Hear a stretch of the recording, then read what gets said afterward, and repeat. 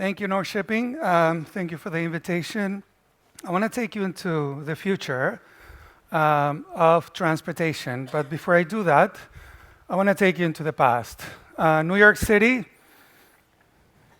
1900, the main form of transportation, the horse. There is one car in that picture. Can anyone see the one car in that picture? There it is. 13 years later, in a sea of horses, in a sea of cars, where is the one horse in that picture? There.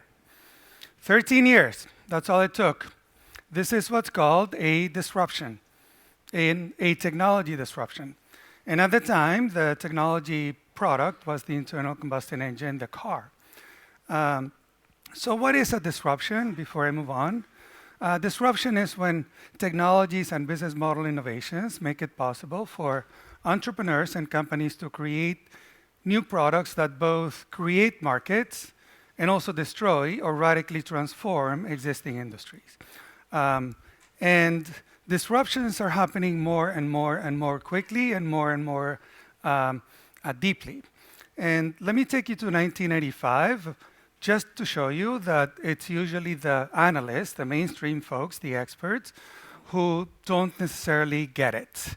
In 85, the then largest telecom company on earth, AT&T, hired McKinsey, and they asked them one question.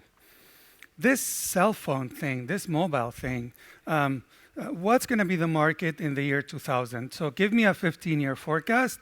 McKinsey went off and did whatever it is that they do, and here's the answer. 900,000. In the year 2000, there will be 900,000 mobile phones in the US. The actual number, 100. This is not a small mistake, people. I mean, if you're AT&T, essentially, this is a 120-time error. Of course, AT&T got disrupted, and also, they missed out on the largest multi-trillion-dollar new opportunities of the 21st century. I mean, if you just look at the top 5 internet companies, mobile internet companies today, that's $2+ trillion in market valuation. And that's what you missed out on if you get disrupted. And as I said, it's usually the expert, the insiders, the mainstream analysts who dismiss disruptive opportunities. And you'll hear them saying, very smart people, no, it couldn't possibly happen, not this quickly, not gonna happen, right? So part of my work is essentially to answer this question. Why do smart people in smart organizations, and this goes for businesses and policymaking and NGOs and smart organizations, fail to anticipate, let alone lead market disruptions? I've been studying disruptions for a long time, and I've been living as an entrepreneur in disruptive environments. I was early employee at a little company called Cisco Systems, and when we were talking about disrupting telecoms and so on, people looked at us like, "What are you smoking?" And so I've been in that world. Well, this is California, right? I've been studying disruption for a long time, and I created a framework to not only study it in the past, but also in the future. So anticipate and lead disruptions. I'll walk you through some of the way that I think. One is cost curves of technologies. And disruptions are not caused by single technologies. It's usually a combination of technologies that converge at a point in time and make those technologies economically and functionally viable at that point in time for that market. So the technology Moore's law, we all know, essentially says that computing power doubles for the same dollar every 2 years. And we've had that for decades. And when you compound at a 40+% per year in terms of improvement, in 20 years, you improve by 1,000 times for the same dollar. Over 40 years, by 1,000,000 times. So today we can buy for the same dollar 1,000,000 times more computing power than 40 years ago, and so on. And it compounds in 20 years. a billion times. And it's not just computing power. If you look at the improvement in lithium-ion batteries, for instance, for 15 years, they improved at about 14% per year, dollars per kilowatt hour. And over the last 6, they've been improving at a 20% per year rate, 20%. It's been accelerating, and it's probably going to keep accelerating. So technologies, what am I looking at in terms of the technologies that, in my opinion, that I've been following, that in different combinations and different business models and so on are going to disrupt essentially every single industry in the world over the next 10 to 15 years. This is a sample of those technologies. And basically, they will disrupt different industries at different times. Business model innovation is every bit as disruptive, if not more, than technology innovation. So if you look at a company like Uber, Uber is a business model disruption. They essentially took advantage of the cloud and the smartphone infrastructure to disintermediate and become a broker. And that business model was not possible before the cloud, of course, and the smartphone. And for those of you who think that disruptions in transportation can't possibly happen within a decade, Uber did not even exist in 2008.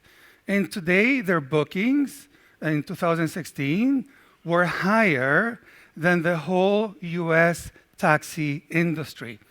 This is a company that did not exist 10 years ago. So disruptions do happen very quickly when they tip. It may take a while for them to reach that tipping point, but when they tip, they happen very quickly. So business model is very important. So you combine technology, we combine business model innovation. Openness is a thing that is also disrupting a lot of open data, open technologies, open artificial intelligence, and so on. So I took my framework and put it together, and essentially, I wrote a book called Clean Disruption of Energy and Transportation about 3 years ago. And I also published a follow-on on the disruption of transportation about 3 weeks ago. And I'm going to walk you through some of the findings. So electric vehicle. Is it disruptive? Let me give you 3 reasons. One is that, well, if you don't own one, this is how many parts, moving parts, your car has. 2,000. 2,000 plus moving parts. The electric vehicle has 20. 20 moving parts. So maintenance is about 10 times cheaper for an EV as the combustion engine. 2, it's about 10 times cheaper, depending on the market, for energy. So on a per kilometer basis, an electric vehicle, an electric motor, if you're talking about ships, is 10 times cheaper to fuel or charge compared to petrol, for instance. And something that a lot of people don't talk about. An EV can go 800,000 kilometers today. Now, we only drive about 16,000 kilometers per year. Why would we need 800,000? I'll come back to that, right? It would take 50 years.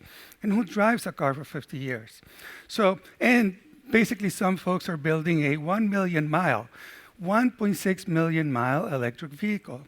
Why would we want that many miles? Now, if all you looked at was the electric vehicle versus the internal combustion engine automobile, it's going to be disrupted within the next few years. So you look at the cost curve of power electronics and batteries and so on, and essentially by 2025, every new vehicle will be electric. This is for economic reasons. This has nothing to do with climate or pollution or anything. This is the technology of electric vehicles. But this is not what's going to happen, actually, because of another disruption, the autonomous, the self-driving car disruption. And if you want to take a self-driving car, go to Singapore today, go to Pittsburgh, and you can take a self-driving taxi or Uber and so on. There are 33 companies, to our knowledge, that are already investing billions of dollars in autonomous technology. So this is not something on the fringe. this is something that is becoming very much mainstream. Folks have woken up to self-driving, and Tesla says that by the end of this year, essentially every car that they produce will be at fully autonomous, quote unquote, meaning almost level 3, which is one step from fully autonomous. What about the cost? A lot of folks talk about the cost of basically self-driving of autonomous vehicles. Let me show you one technology, the LiDAR, which in 2012, according to Google, was $70,000. Within a couple of years, it was $10,000, and within another couple of years, $1,000. So there's a Silicon Valley company today that announced the $250 LiDAR. Solid state, meaning it doesn't move, and it lasts basically for a much longer time, an order of magnitude or more. So LiDAR, one of the essential technologies of self-driving, has gone from 70 grand to about 250, from $70,000 to 250 within only a few years. Okay, this is cool, right? Now, if we own a car and we don't drive, then it's cool. We can Instagram, we can Facebook, we can tweet, we can email. Where is the disruption in that? I mean, that's not really disruptive. The real disruption is in something that we call transportation as a service, TaaS. What is TaaS? So I talked about Uber. Imagine take the driver out and make it electric and autonomous, and that's transportation as a service. Today, we pay a lot of money to own and maintain our cars. In America, on average, $10,000 per family to own a car. 10,000 miles, $10,000 a year, more or less. But we only use it 4% of the time. 96% of the time, our cars are parked, which is such a waste of money. It's such a waste of $10,000 a year. Now, let's converge electric, self-driving, and shared transportation. What do we get?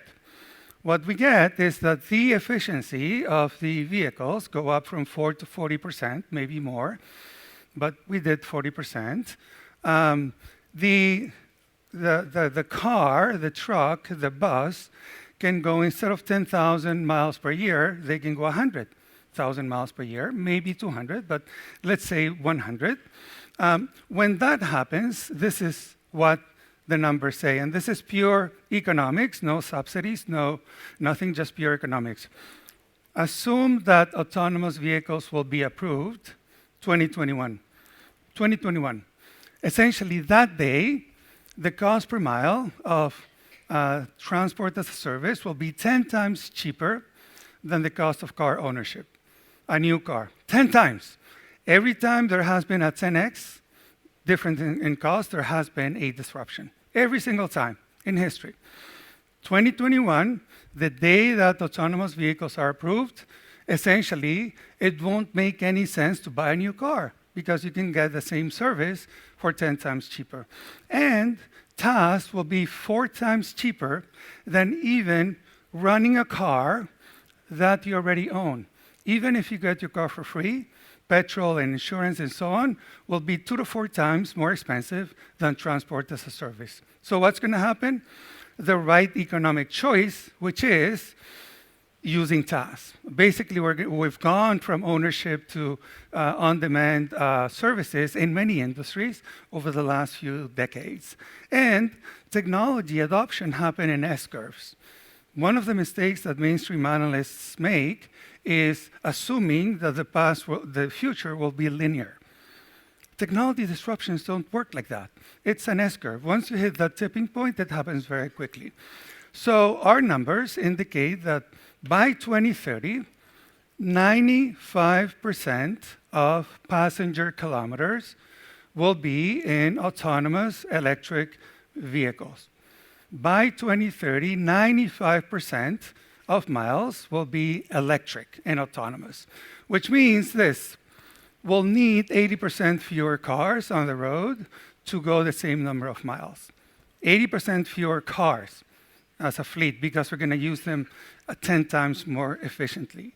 And so What that means also is implications for shipping that one, annual demand for new cars will go down by 70% as soon as 2021. So if you're in the car shipping business, here's what you're looking at.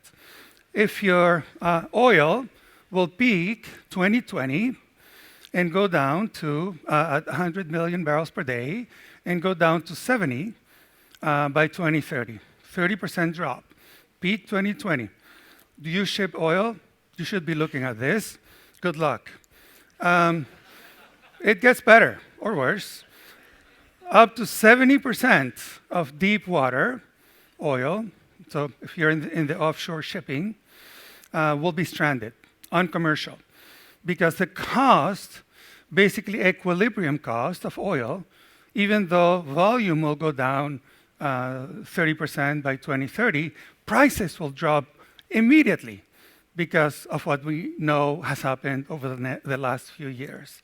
So again, and the ships themselves will be also disrupted. So not only the business of shipping, but essentially the same technologies that work for cars and buses and trucks and so on can be applied and are starting to be applied. So shipping is probably a decade behind.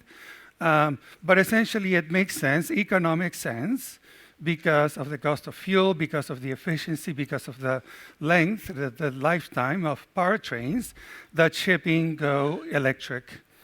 And this is, again, not about climate, this is about solid economic reasons. And again, the same logic applies to autonomy. So the same autonomous technology that is working, that is going to work for cars and buses and trucks and so on, can be adapted to ships. So essentially, everything that I'm saying for cars and trucks and so on, the shipping industry is going to be about 10 years behind in converting from essentially the existing system of combustion to electric and autonomous vehicles. And so let me wrap it up quickly. It's 2017 and we're here. We're in this world of horses. And somebody standing here and is telling you that within a few years, this whole horse thing is going to go away. It's going to go away because of solid economic reasons. And this is starting to happen right now. I mean, these disruptions of transportation are not in the future. They are happening right now. And we're on the cusp of one of the deepest, fastest disruptions of transportation in history. Thank you.